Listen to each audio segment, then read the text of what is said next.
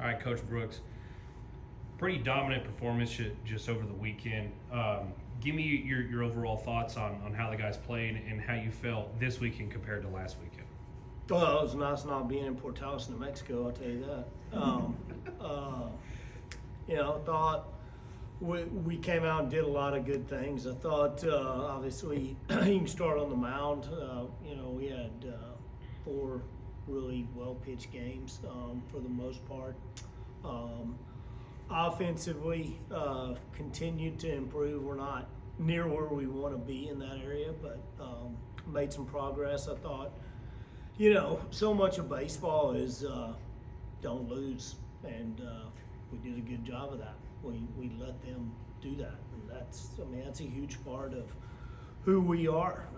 We just go out and try to do the basic things and do them okay, and let the other guys make some mistakes, and then try to capitalize on that. So I thought we did a really good job of that. I mean, we definitely won the free base war, which is something we stress. Able to get a lot of guys in the game, and so that's great, because that's really right now just what we're trying to get. We're trying to get another guy that can help us at a lot of different places, and so when guys respond with those opportunities and have success, that's good going forward. So excited. We had to do what we did, but was pleased with how we played. When y'all were in Portales against Eastern New Mexico, you had a couple of games where the offense just wasn't there. You say that the offense still quite isn't where y'all want to go. Would you just expand on that just a little bit more? Because from the average fan's perspective, y'all just kind of went off. Well, the key to winning in this league and really everywhere is your 7, 8, 9. I mean, that's the difference. 1 through 6, about everybody. It's going to have pretty comparable players. You may have an All-American or whatever that's a touch above, but generally they're pretty similar. Your 7, 8, 9 is what separates, and their job, is to get on base, turn it over, to get it back to the top. That's really their main focus, and so we haven't been getting the production out of the bottom that we want, and and so we're trying to find the right personnel first, and then get where the bottom's got to be able to create some runs and stuff, and so we did better. Jackson Weatherly had a huge 3-run homer that really sort of turned that game and put it out of reach. So we did a lot of good things throughout the lineup, which is really important. So that was good. Obviously, Jacob Guerrero got going. I mean, he raised his batting average from 0 to almost 300. So, which is sort of the guy we expect, But it's baseball. There are ups and downs, and he did a great job of handling that.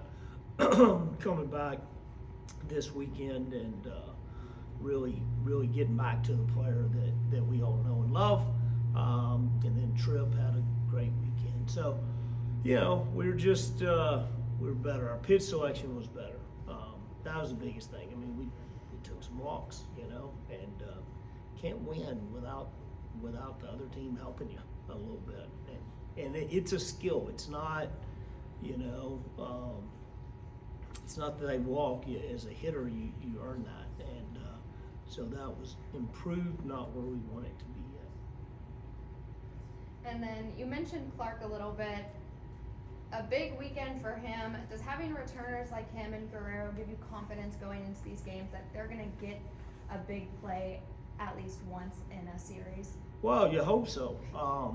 That's the thing. Coming back, we bring back really just sort of the middle part of our order from last year. And so that part, you weren't concerned about too much, because those guys have a track record and are very good players. And so, but yeah, Tripp's been huge for us. It's been really cool seeing him grow from a freshman to now, being sort of at the end of his career, but improved so much in every aspect. And he's obviously a huge leader and a big part of hopefully what success we'll hopefully have going forward.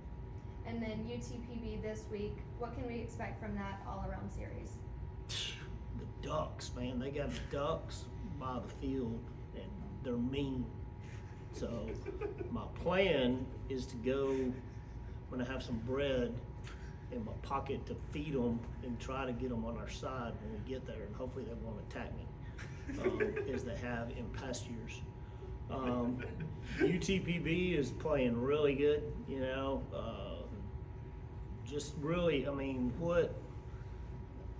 they're just doing a great job, you know, in every aspect. I mean, you see the turnaround really in every sport over there. So, Coach Grinder came in last year and is really done a good job, and so they're 6-2 right now. You know, this is a really big game. I know they'll be ready to go.